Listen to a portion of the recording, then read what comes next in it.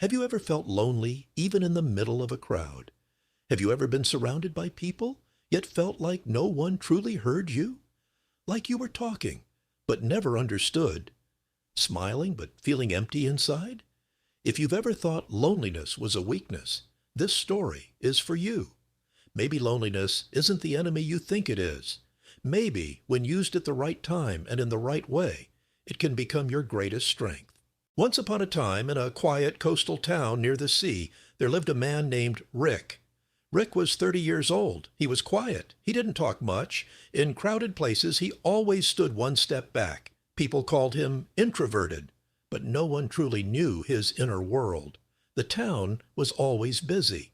The streets, cafes, and harbor were full of people, yet Rick was always alone within that crowd. This loneliness wasn't new. It had followed him since childhood. At school, he sat in the back row, watching others during breaks. He never fought with anyone, but he was never truly close to anyone either. Years passed, and Rick grew older. He had a job. He had a small apartment. But he never had a real connection. He had so much to share, yet no one to share it with. Every evening when he returned home, silence greeted him. Even the sound of the key turning in the door echoed. He didn't turn on the television. He didn't scroll on his phone for hours. He simply thought. And thinking, it was both his burden and his strength. Rick had a dream he never shared with anyone, not even out loud to himself. One day, he wanted to build something of his own, a life where he stood on his own feet, owing nothing to anyone. But every time, the same thought crept into his mind. You're alone.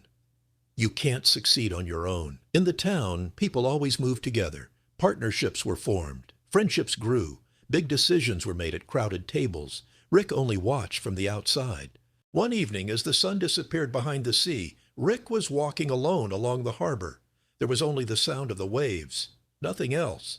That's when he noticed an old fisherman calmly gathering his nets. Rick stopped and asked, "Do you go out to sea alone every day?" The old man looked up and smiled.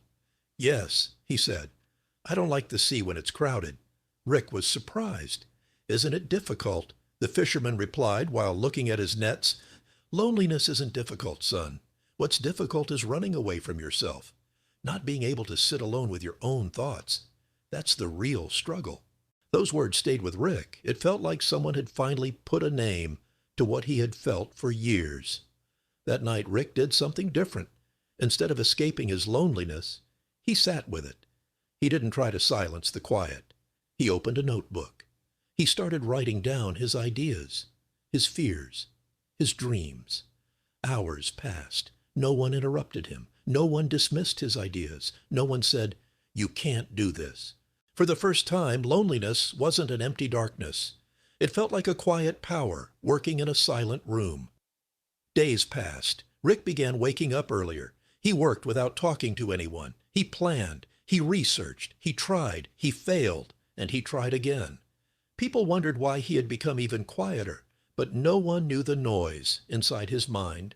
Months later, Rick built something small, but solid.